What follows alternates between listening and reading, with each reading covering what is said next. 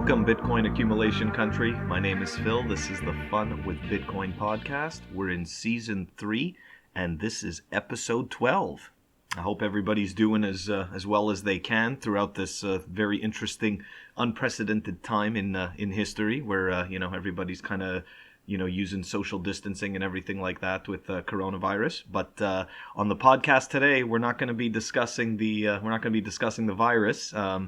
We're going to be talking about Bitcoin, and more specifically, we are going to be talking with a gentleman that is, I think, a native of New Zealand, Mr. CoinEducation. So he is going to be discussing with us about some of the plight of the indigenous people. Sorry, I always find it difficult to say that word. And we're going to get into how Bitcoin helps them out, or how it might help them out. But before we jump into the podcast, I'm happy to announce Fun with Bitcoin has its first official sponsor, and that is Swan Bitcoin, the dollar cost averaging platform that was started by Corey Clipston and Jan Pritzker. So, what is Swan Bitcoin? Swan Bitcoin is a dollar cost averaging platform, that helps you build your wealth and build your Bitcoin stack. It's very, very easy to use. They've got a bunch of really great resources on the site. Like they've got this blog called Swan Signal, which is a bunch of really helpful educational material. But more importantly, it's very simple to use. They've already got an app, really easy to install. You simply link any major U.S. bank account. You buy Bitcoin weekly, monthly, or every paycheck, and then Bitcoin automatically gets delivered to your wallet or stored for a fee with a secured license and regulated custodian if you choose. So it really is that easy. Now, there's always a debate, right, about dollar cost averaging. Some people tell you that, DCA is maybe not, as good as using lump sum. And personally, I've been dollar cost averaging since I got into Bitcoin. And the real reason is this, right? Most of us are just the average person, and the average person doesn't have every single penny that they're ever going to invest into the market at once, because that is kind of the logic of, or part of the logic of lump sum investing is that you take as much as you possibly can, you don't space it out over time, and you pour it into the market. Now that may work for some people depending on their financial situations, but the reality is most of us don't live like that. We don't all have this massive lump sum that we can push into the market on a whim. And this is where a platform like Swan Bitcoin really helps out, because we can space our purchases out and we can make it so that we're still building our equity in Bitcoin and that we're still building our value in Bitcoin, but we're not strangling ourselves. So I really think that dollar cost averaging is it's helpful, and it's the safest, easiest way to get into Bitcoin. So why not start today? Head on over to swanbitcoin.com, sign up, and start saving and stacking. All right, everybody. Thank you very much for joining me on the Fun with Bitcoin podcast. I've got a fellow Bitcoiner that I've been talking to. I know him on Facebook, but I also know him on Twitter. He is... Let me make sure I've got the name pronounced right. It's BTC Culture, and he's at CoinEducation. Now, he's written a couple of pieces that he's had me review just about indigenous people, and we've kind of been discussing that back and forth in relation to Bitcoin, and he's been kind enough to come onto my show and talk about this. So, Ben, I really appreciate you coming on my podcast to talk about this. Awesome. Thanks for having me, Phil. It's really, really cool. So look, before we get into, how BTC, relates to indigenous people or just even their plight, let's get into your rabbit hole story, man. How did you get into Bitcoin? Sweet. Well, I kind of always knew something was a bit funny and kind of didn't add up within the sort of economic model. So my dad was a very liberal man. And so he was always saying, we've got to vote for this guy because he's good for the economy. And then when he was the prime minister, he actually ended up doing a lot of deals with the Australian side of things. And so when we had a big boom in the housing sector, the majority of the profits made there actually got siphoned out to Australia. So that's like where most of the profits were made, and most of the money in our economy just kind of went out of the economy. So I knew something was a bit funny there in the banking sort of realm. And then Bitcoin was on the news all the time, and he said it was that magic internet money that you probably hear a bit. And it wasn't until like 2016, 2017 that I really started getting into the nuts and bolts of it and actually understanding what it is. And then since then, having done saifedeans courses and reading his books, it's kind of just solidified a few things for me that were kind of apparent but not really spoken about.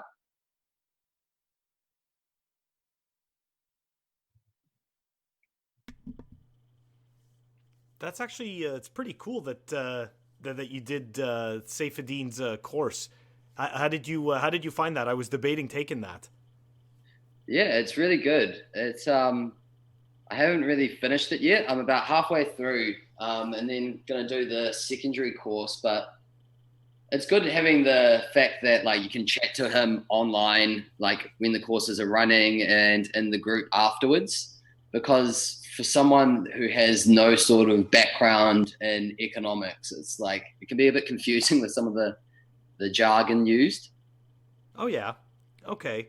Yeah, I could definitely see that. I mean, there's definitely there's like a new language, right? Like when you get into even if it's not even if it's just Bitcoin, but just just Austrian economics. There's like a whole new language that you have to learn. Exactly right. And then if you're not very tech literate, it also is a lot to learn how proof of work and all of that works as well. Yeah, there's definitely the steep learning curve for for the Bitcoin aspect, Yeah, right? have to burn your hands in coins a few times before you actually understand. Oh yeah, no, absolutely. So All right. let's dive into the the indigenous people. Like you wrote that paper that I'll post a link to in the show notes. Um, but you put together a paper like kind of describing, like, for me, I kind of equate the indigenous people to the Native Americans, or the Native Canadians, right? Like Yeah. the same type of thing, and I assume that it's the same type of thing that occurred, you know Yeah. to them or similar. Very similar.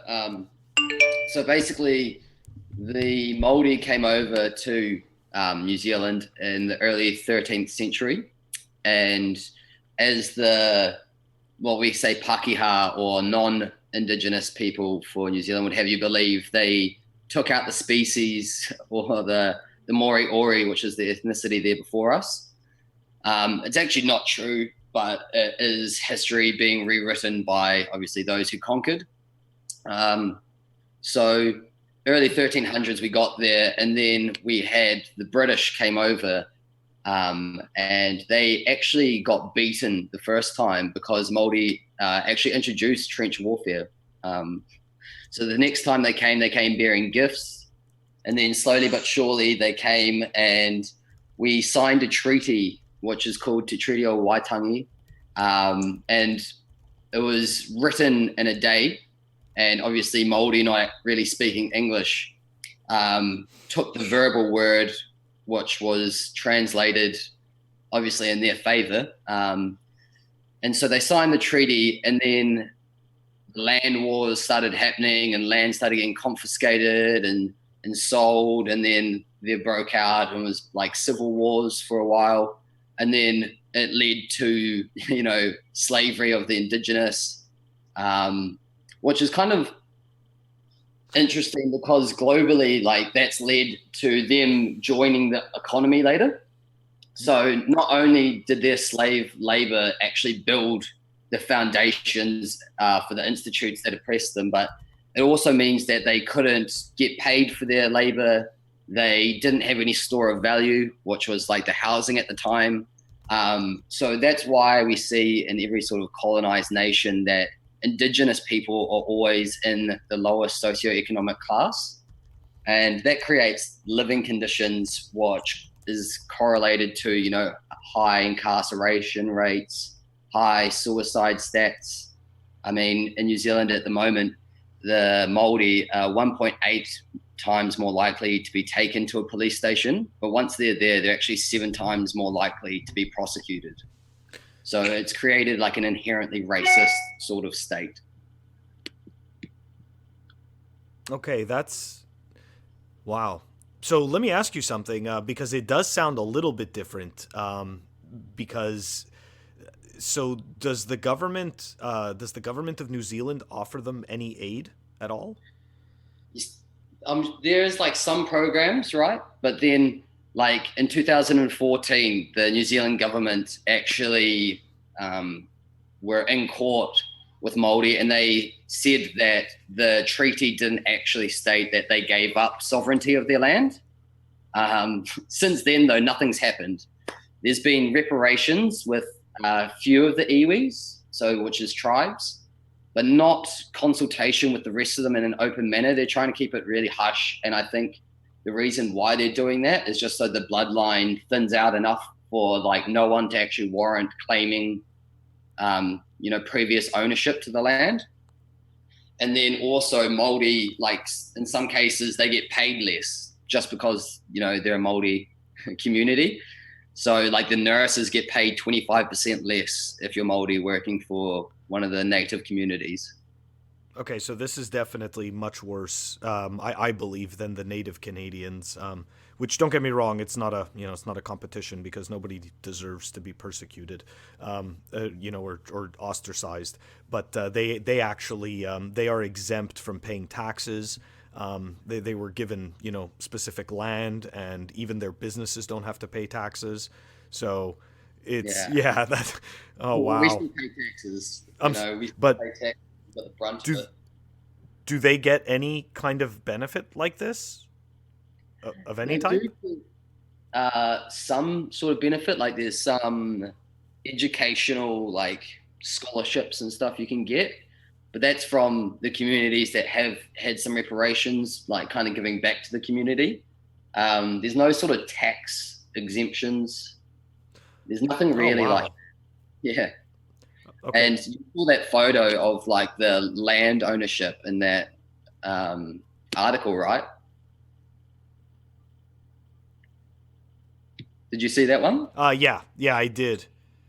Yeah, so the land's really diminished, and then even since acknowledging that sovereignty was never handed over, they've continued to like sell land. And like I can understand, business, right? I can understand that some foreign national corporation might want to use that land for mining or whatever, but like you could at least just lease the land rather than outright sell it when it's not yours to be doing that with. Well, or at least if you're going to do something with it, then you should give some of it to the people who actually truly own it. Exactly right. So what I've really been focusing on is that historically Indigenous have the same common theme where after their slave labor, they weren't allowed to buy houses for a long time. They got paid less when they were finally allowed to buy houses. It had to be in a segregated area. And that area is then not worth much because, the white people didn't want to live nearby. Yeah. So it's just quite interesting when you look at it, like being able to give that transgenerational wealth that Indigenous were never really given that opportunity. So how do we, how does Bitcoin help these people? Well, how Bitcoin obviously works and how it's like Bitcoin fixes this, right? Yeah, exactly. It's like, how does Bitcoin fix this? I'm sure there's a way. Because they sound like they have their work cut out for them. This might need Bitcoin and an army. Yeah, I know, but also like Indigenous is so wary of anything that comes out in the financial sector these days because they feel like they've been hard done by. So a lot of them don't understand what Bitcoin is, and so they're really kind of wary of it and stay away from it. And realistically, though, it's like one of the best things as a store of value that we could possibly be focusing on, because you can't hold money, right? Because money lost its store of value component when it got debased from gold.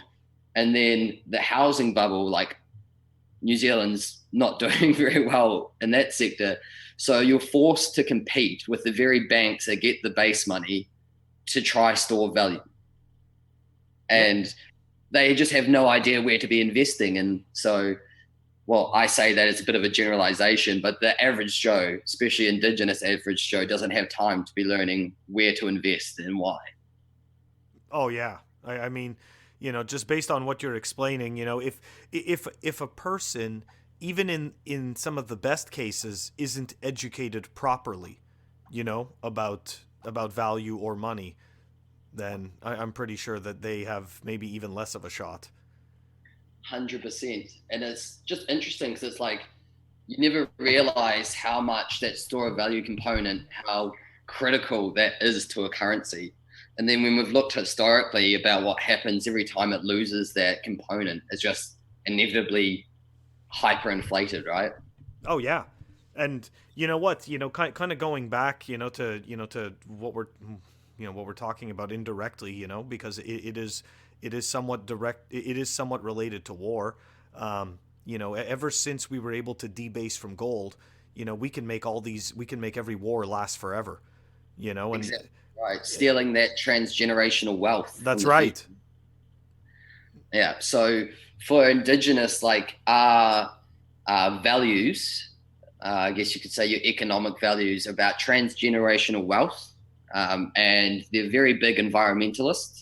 So rather than owning land, they kind of belong to it and they maintained sort of a harmonious relationship with it. And that's kind of why they're, how would you phrase that? They're quite saddened about the current state of affairs because it's been that whole like profit by any means necessary mentality. And also just not really having a say and being a minority in their own ancestral land. So it's been sort of like what I would say is economic mercantilism. I like that. That's a good saying. Yeah. So just like pillaging everything that wasn't really theirs to, and means to expand territory. And then I don't know if you remember much of that article, but the banks in New Zealand, 86% of all our banking lending actually goes to the big four banks, and all that profit gets siphoned out into Australia. Watch. It's ridiculous. Like, considering the financial sector is the most well off in terms of revenue created, 86% of that value gets siphoned to Australia. It's absolutely ridiculous. And if I remember this right, though, you were mentioning though something about a different type of system where where they could actually retain their value in their own banking system, and make it like a positive feedback loop. Yeah. So obviously, if you want to opt out at the moment, the choice is really just Bitcoin. That's the only option. But what I was thinking is, if banks are the first to get the newly created money and be able to invest that before the market actually realizes and accounts for inflation, then they are the ones that have the best opportunity to make difference. So the idea was, rather than a bank where the profit is siphoned out to Australian CEOs and shareholders, why not have a non-for-profit bank and just simply give those profits back to the people who use it? And then if you had a non-for-profit bank, you wouldn't be focusing on profits by any means necessary. You'd actually be able to invest in what's sustainable environmentally. And then by also giving back to the people, they're actually having a choice using dirty fiat as an option to, get away from that profit by any means necessary mentality. So let me ask you this: how do we? I guess, do you know anybody? I guess in the that's part of one of these indigenous tribes, and I am. So I am Oh, part Maori. Yeah. cool. That's awesome. See, I didn't know that. Yeah. So my tribe is, or iwi is Waitaha.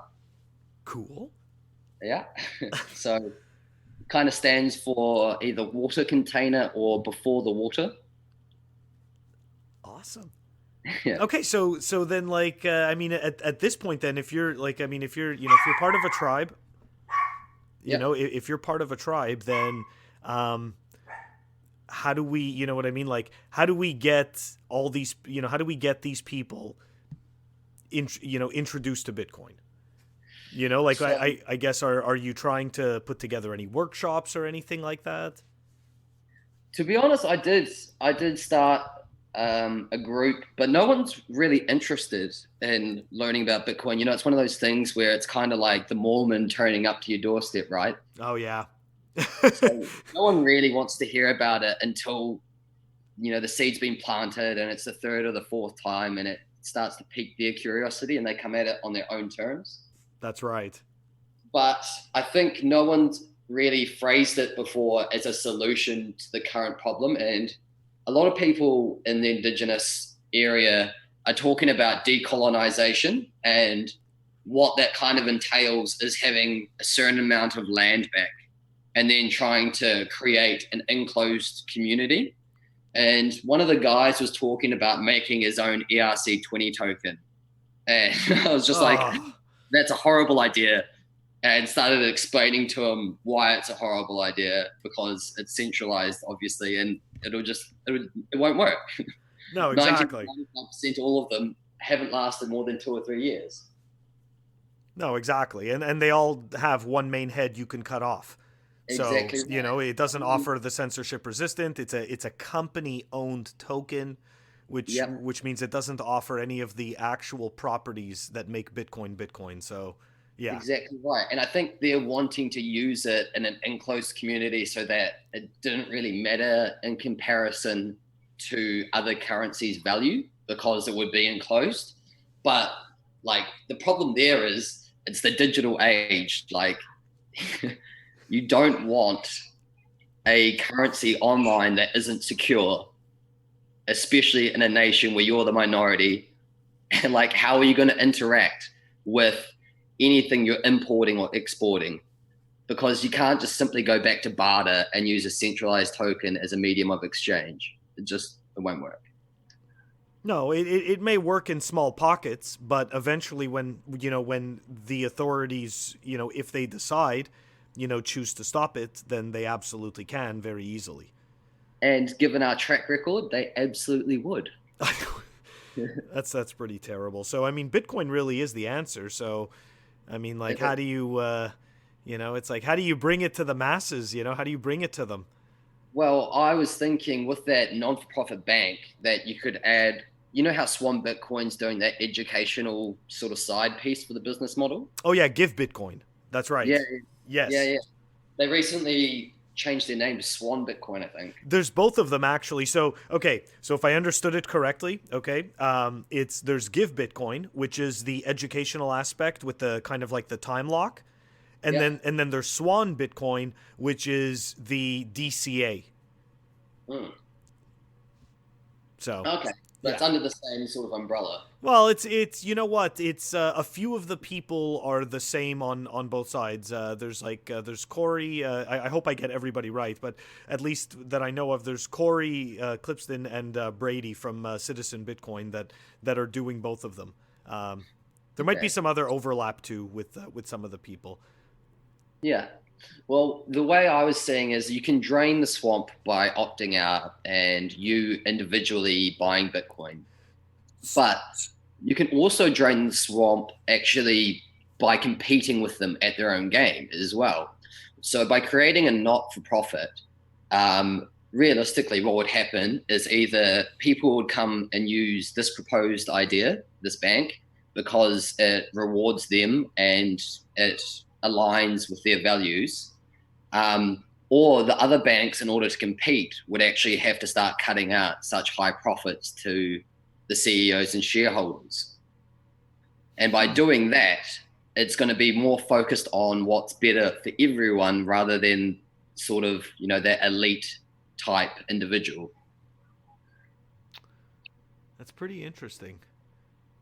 And not only that, but if you got a huge platform by rewarding users financially, then you've got a huge audience. And once you have a huge audience, you can actually start talking about the characteristics of money and what makes a hard money. So would it be strictly a savings technology for them, or are you also for you guys, or are you also thinking for daily spending? So it wouldn't just be a savings technology or number go up. Because I'm trying to. I'm sorry, I don't mean to cut you off. I'm just trying to think. Like, is this like is the is the game, is the end game that you want to be able to store value that the government can't touch, or is it that you want to be able to transact outside of the you know what I mean, outside of the the bounds that make it difficult for you to transact? So Or a bit of both, I guess. This idea is just absolutely replicating what's already available. Same cost in doing so, except the profit that it would make would be given back to users. The only point of difference aside from that is the investments would be like aimed around and aligning to indigenous sort of beliefs, which is that environmentalist sort of perspective. So basically just offering the same services, loans, mortgages, etc., but that profit just be given back. Okay. Well, so just force them to come compete. you know what I mean? Well, you know what? There is this. There's a group of people. I don't know if you know this on Telegram. Hold on a second. Let me see if I could find this.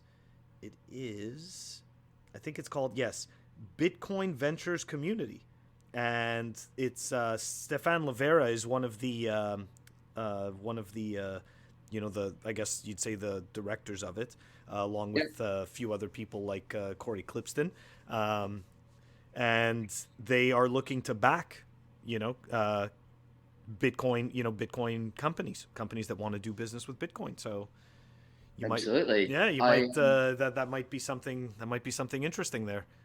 Yeah, well, we've also got a lot of trusts that are moldy that have been given obviously some reparation sort of amounts, and they own quite a few businesses now. So it'd be quite good to sort of pitch to them, especially if you're going to be reflecting their ideals. And then also, I just can't see anyone not backing that model where it's a non-for-profit bank. Like, it gives the exact same service and functionality of your current existing system, but just doesn't siphon value out of the economy. I could tell you right away. You remember when we were chatting, I was telling you that we have something very similar in the US called credit unions? Yes. And that is something very similar where essentially, if I understood it correctly, I believe the people that actually work on the board of directors of these banks, the credit unions, they don't actually get paid for it. And it's actually volunteer work. And it gets paid back to the people, quote unquote, in the form of a dividend. But essentially it comes through discounted services and, we'll say, lower priced interest rate loans and stuff like that. So I can tell you that coming from a national bank to a credit union, the credit union was much better to me. So interesting. We have something similar in New Zealand, the cooperative bank. Oh yeah.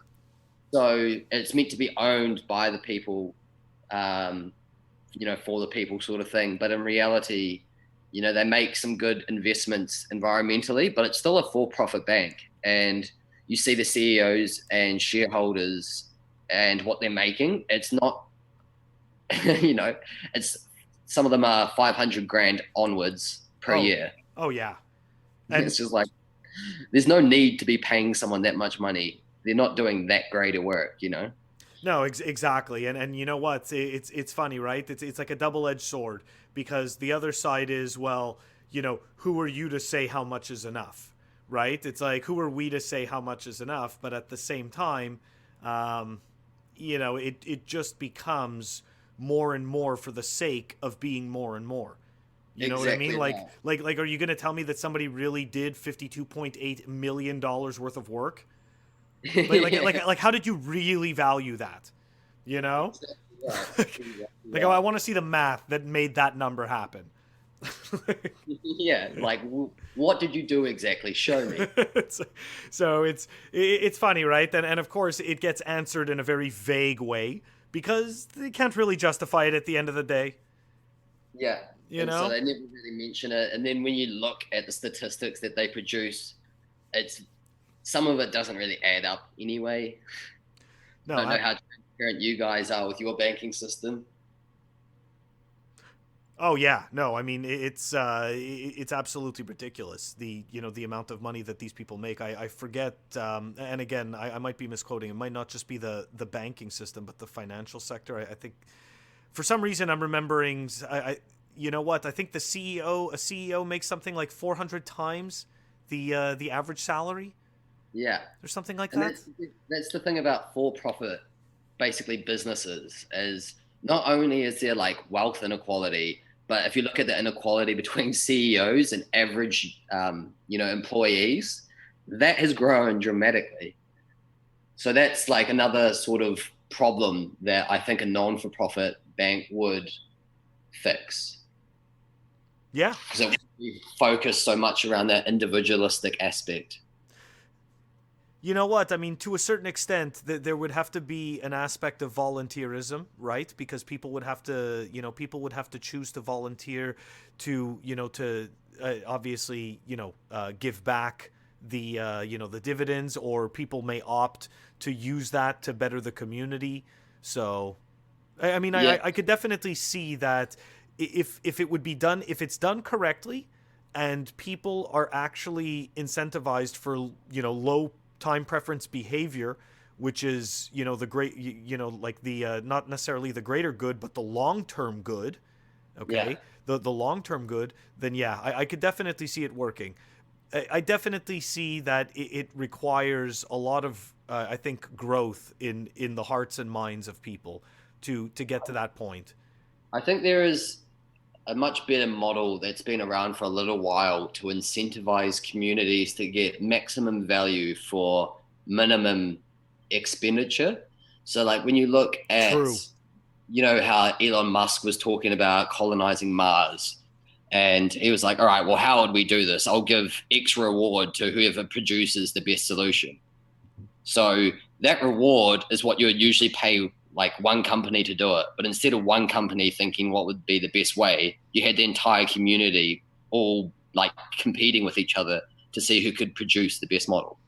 Yeah, I definitely agree. I think that I think that if more power would be given back to the people with their resources, they could do better.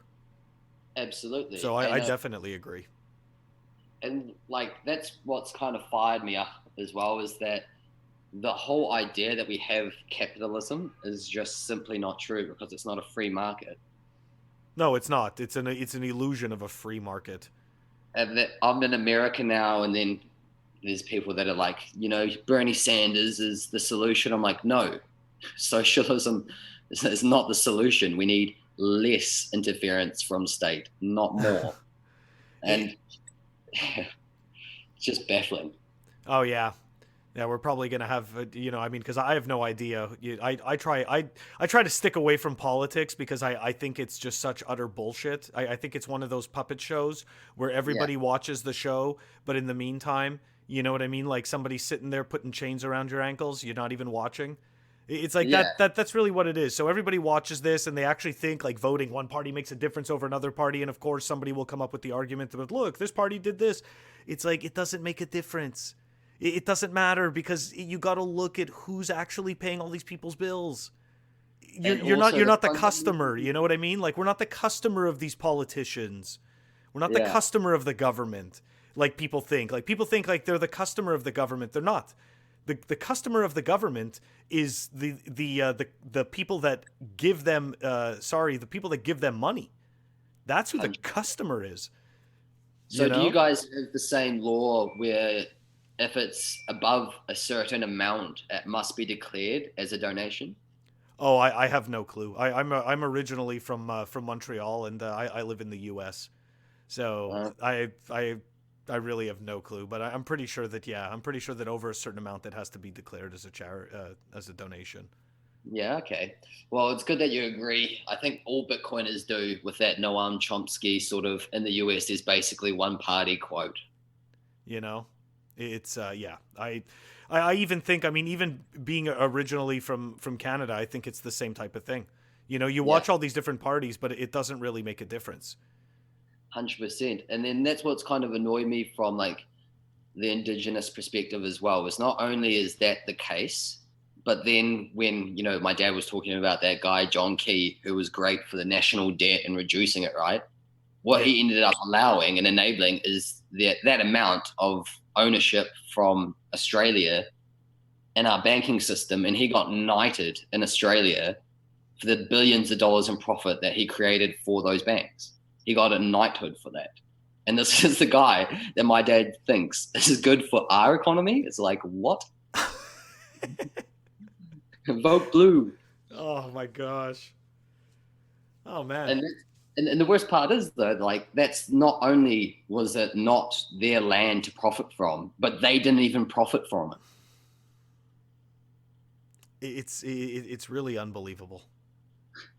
Yeah. So by posing, Bitcoin is like the only sort of store of wealth and uncorrelated sort of safe haven, which it's proving itself to be, then and that asymmetric opportunity, like you should have a decent allocation in there.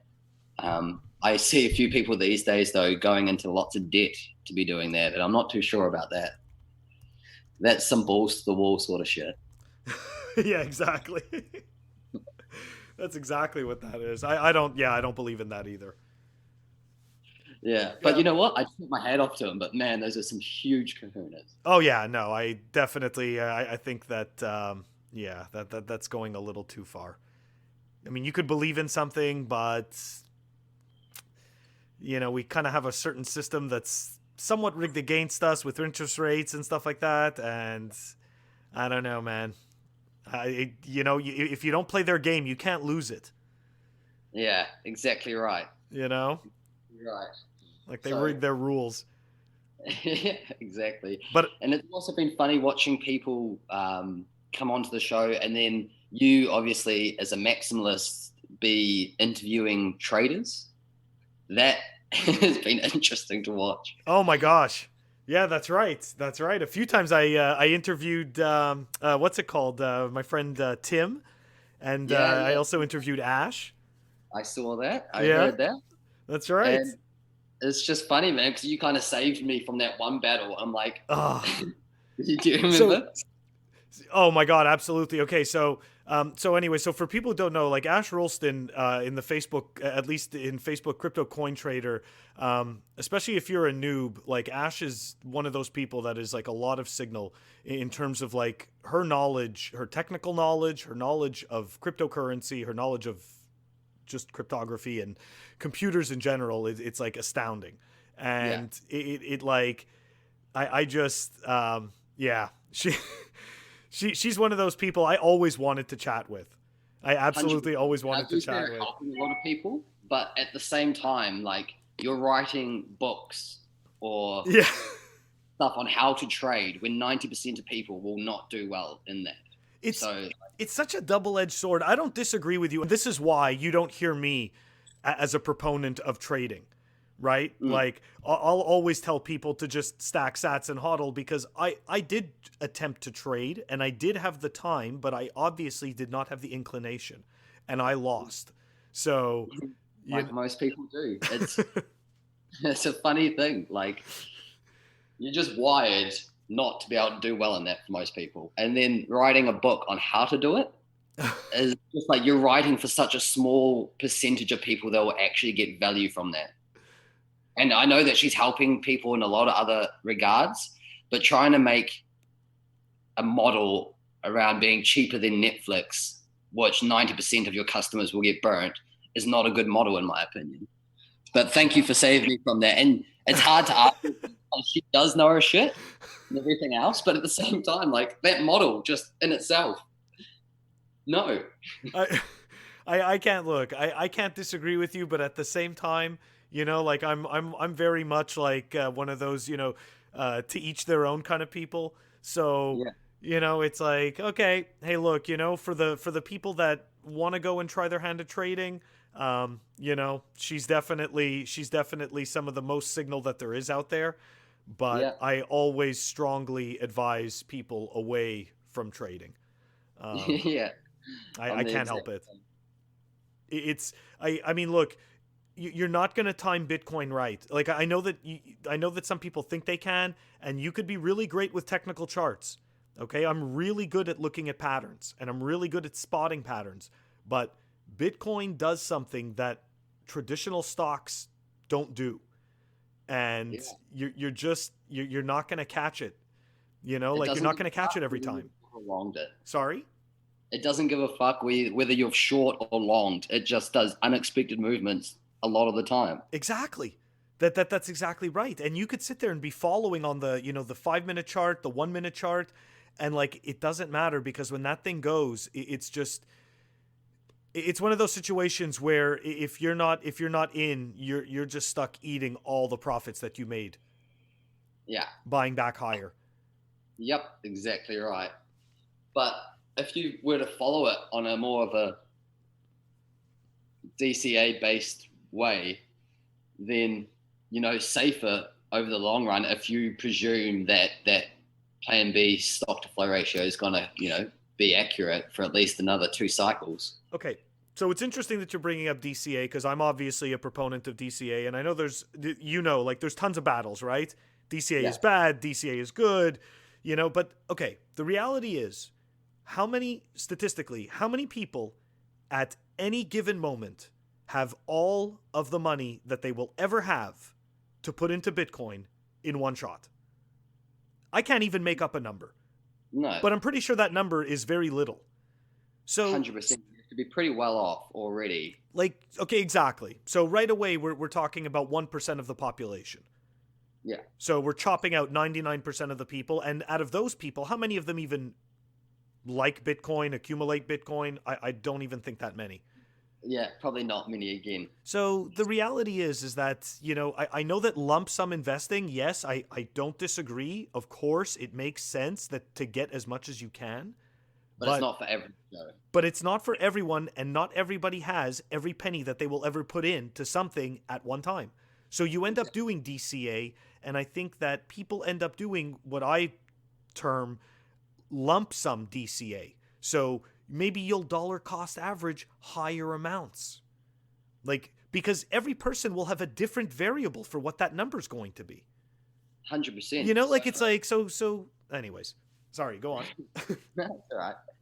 I agree. So you can just set it up, and I think Cash App are now going to start doing it as well. But I'm a big fan of Amber in Australia because I think Alex has offered a lot of like great content as well. Do you know who he is? So just tell us a little bit about that, because I have heard of Amber, but I don't know much about it, and I'm not sure who you mean by Alex. So Alex Svetski. Oh, yeah, for sure. I actually just chatted with him. Okay, cool. Yeah. His work's really good. I liked his concept of the societal stack. And I think he just produces a lot of great content, but then you see other sort of auto DCA businesses just absolutely like replicating that sort of idea. Because I guess, you know, that's the only way to go about it if you're going to be a Bitcoin business, right? But then the fact that they will like just contribute nothing in terms of community education, but then they'll just reply with like gifts and stuff on like everyone who has anything to do with Amber already as a tactic to try and market. And I think that's some snake oil sort of shit. Yeah. It's definitely Because like you're not contributing anything. You're trying to take away from a business that's built an audience from actually making like meaningful content and producing a service when no one else was. And you're not bringing anything new to the cards. no. I mean, absolutely right. That's man. That's very cool. It's so interesting that you mentioned Alex Svetski, because I just like I find him to be like such a toxic type of like maximalist, and I never actually reached out to him. So I was like, you know what? I'm like, I definitely want to chat with this guy. So that's so funny. You Anyways, definitely should. He's yeah. probably like the first true Bitcoiner that I kind of interacted with. And you'd go around there and you'd have a barbecue and kind of chat about what was happening around it. And some of the guys there, like I think it's the Wizard of Oz Twitter handle, and there's some smart cookies in that little group, eh? And they're talking about some of the shitcoins, like legal battles coming up. It was quite funny. Oh, nice. Oh yeah, of course, right? Yeah, because there's obviously there's obviously Craig Wright's trial that's never ending, and every single time he opens his mouth, it just digs the hole even deeper. yeah. It's the same for like Roger though. Like listening to him bring up the Holocaust, it's like, oh god, why? so Why cringe. I know. It's like, what are you hoping to gain from this? Clickbait. Yeah, and he gets it too. The worst part. It is. I've definitely tried to stop interacting with people like Roger and Peter Schiff, like, and even CSW stuff. I just tried to stay away from it, but the CSW stuff I find it's so triggering. Or the XRP army as well.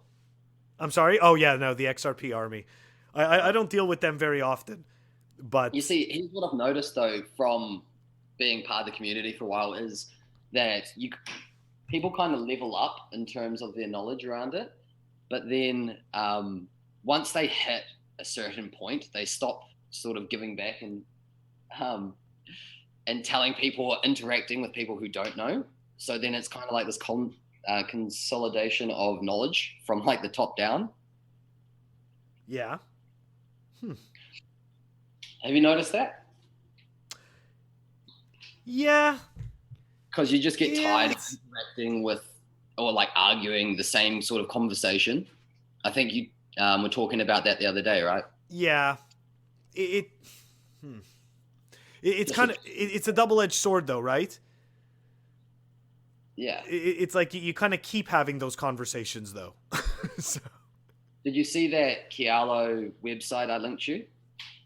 I believe so. Yeah, I'm so sorry, man. I go through so many websites. I apologize.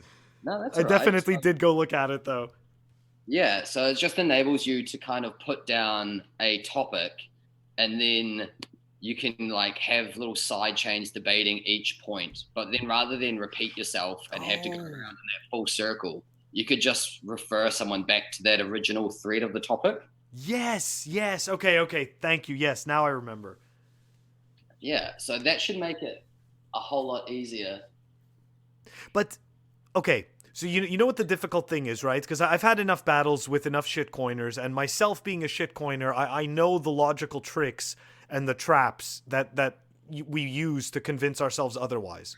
So... Are you talking about like trying to refer to it as a payment method rather than the currency? Oh, payment method, but like...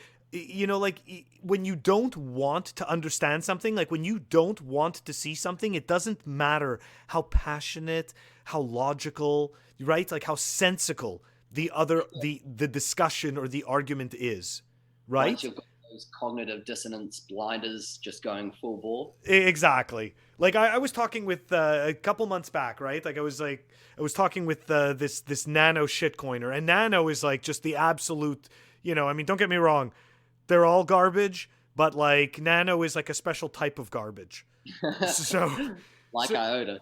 Yeah, exactly, right? It's like one of those like special affinity scams where like the people get so sucked in that it's like they become this special kind of stupid where you're like, okay, I'm going to take this back a level and I'm going to show this to them very simply, step by step, about how this is a piece of shit and why this is going nowhere. And then how many times have you had to do that? I've had to do that multiple times, and I kid you not, about like 3 tweets in, you'll start to like the person will usually snap back, and at that point it's the end of your argument because they've gone back into into shitcoin maximalism phase. Yeah, they get defensive and start personalizing it. Exactly. They personalize it like somehow, right? Like that's what the human is, right? The human has like taken ownership of this idea. It's mine. Absolutely. That's why I was thinking, like, if you can have those people, right, and just refer them to Qialo, then it wouldn't just be you as an individual proving to them that their shitcoin is a shitcoin.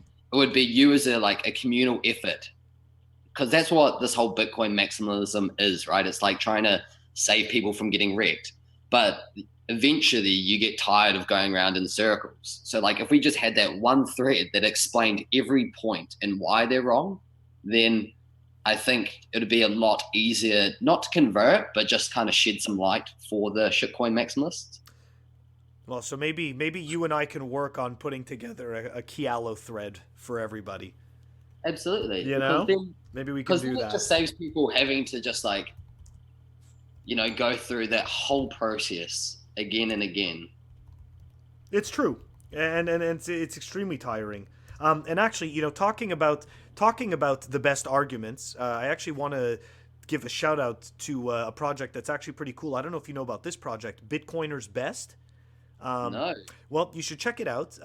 Essentially what it is that anybody can go and upvote or post, right? Like submit, let's say the article that you think is the best or whatever it is. And other people come on the site and they can upvote your article, and you could see, essentially you could see the articles and the podcasts and videos and tweet threads that, let's say, the majority of Bitcoiners that have gone to that site think is quote unquote the best material. So that kind of goes along with, with what you're saying in terms of the argument, but a little bit of a different approach. Is it kind of like, is it yals.org? Yals? Have you seen that one? I haven't myself gone to yals.org probably in a while, but I have heard of it. Yeah, because that's kind of similar in the sense that there's articles there, but you got to pay some sats to be able to read some of them.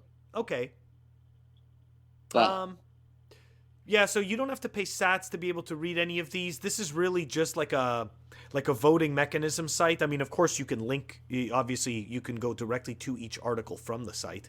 But as of right now, from what I recall, the last few times that I voted, I did not have to put in any sats, but you can donate.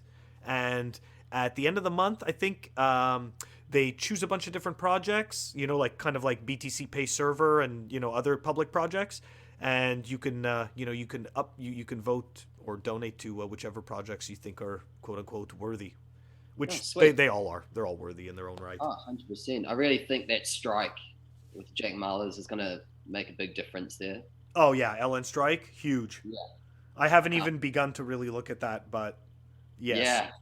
I think it's going to be awesome. And then you can see some businesses, like some platforms are being built now where you just got to, you pay with Lightning I think you could only order stickers at the moment, but the concept itself is cool where it's not like a specific price. You kind of have to figure the price out.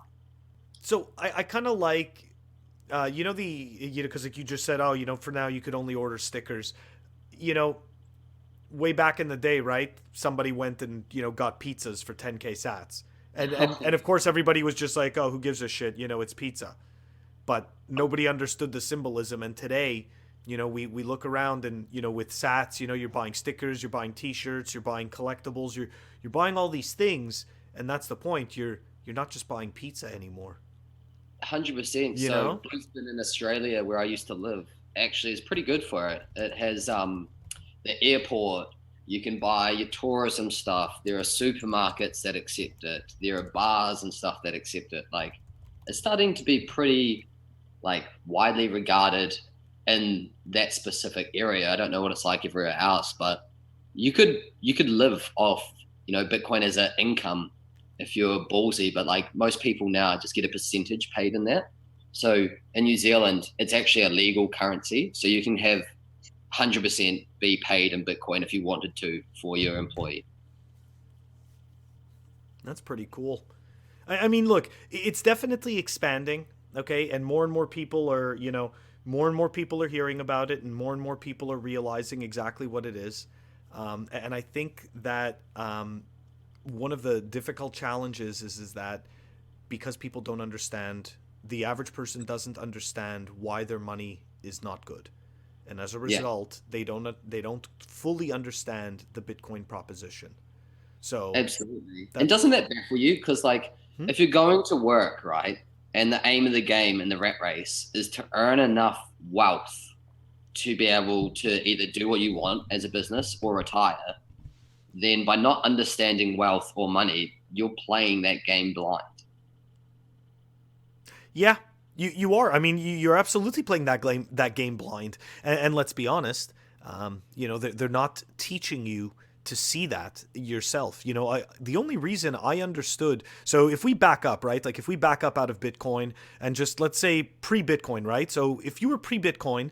Okay, there was no real, with the exception of gold and silver and metals, which, to be honest, like, yes, it's good to have a certain percentage of them, but they truly are simply just a hedge against inflation.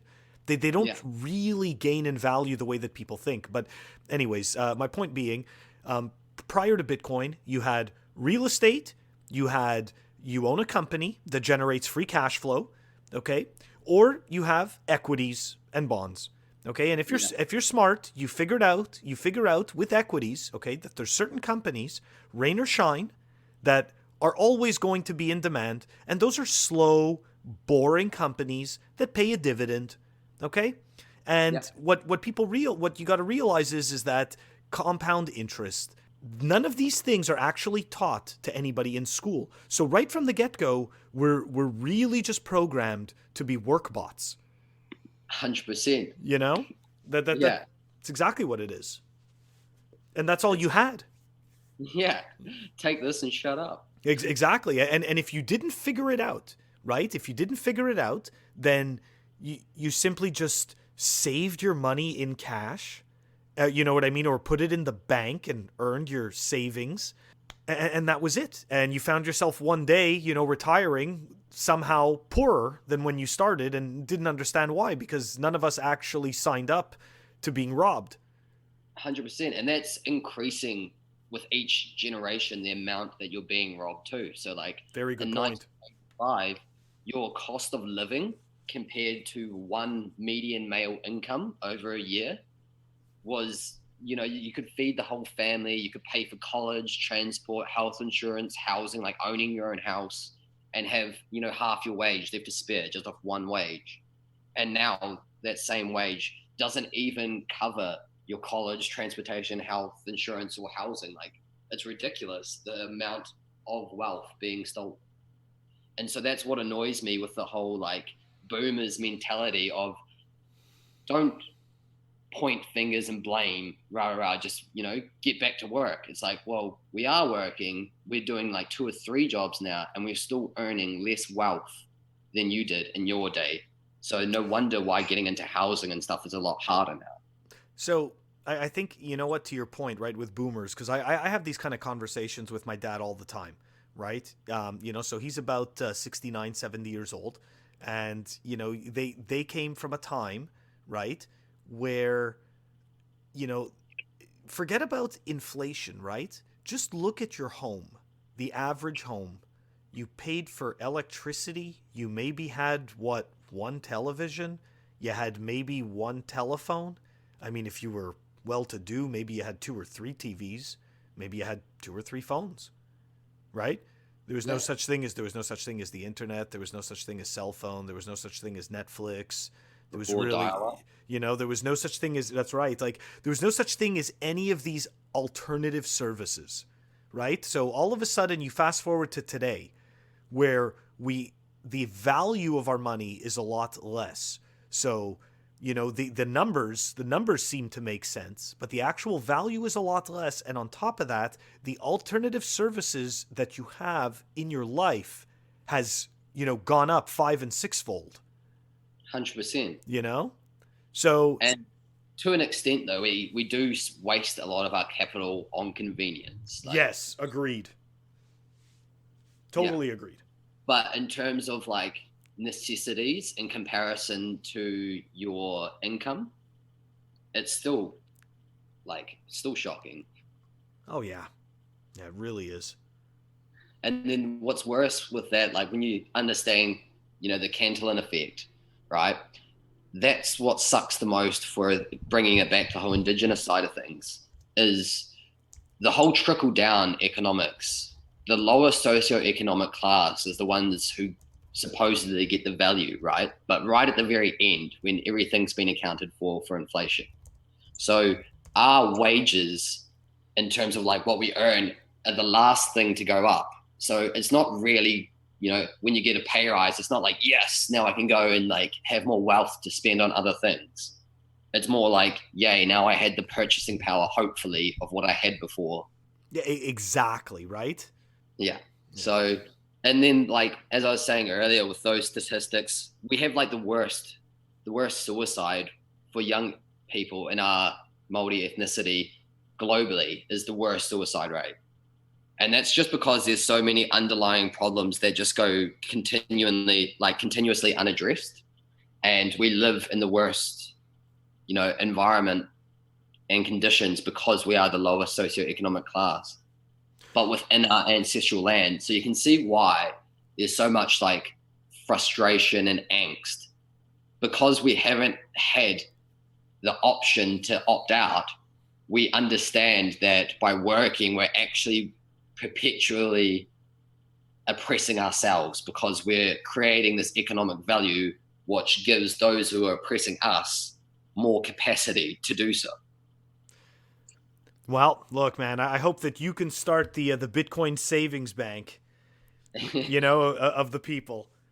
Yeah, well, it won't even start off anything to do with Bitcoin. It'll just be draining the swamp by taking profits out for CEOs and shareholders, giving the exact same services.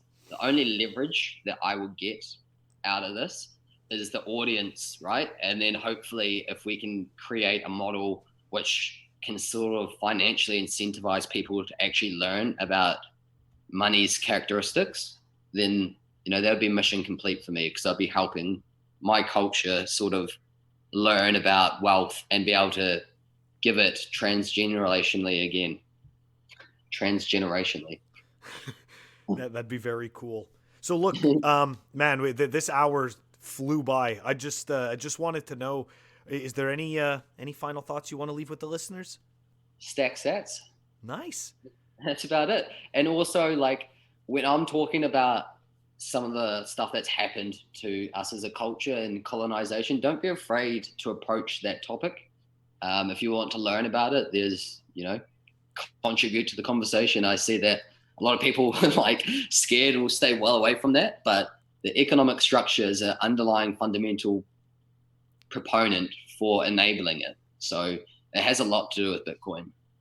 No, I think it's very interesting, and we definitely shouldn't be afraid. So I really appreciate you, really appreciate you discussing this openly and everything. And I had a lot of fun. It was very cool, man. Awesome. You. Thanks, Phil. Thank you so much for coming on the show. Thanks for having me. Cheers. Cheers, man.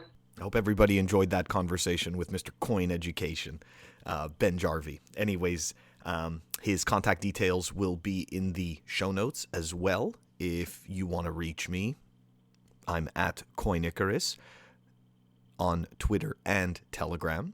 Also, if you want to reach me by email, I am coinicarus@funwithbitcoin.com. Stay safe out there, everybody. Stack sats, hodl hard, and I'll catch you all next week. Thanks again. Bye.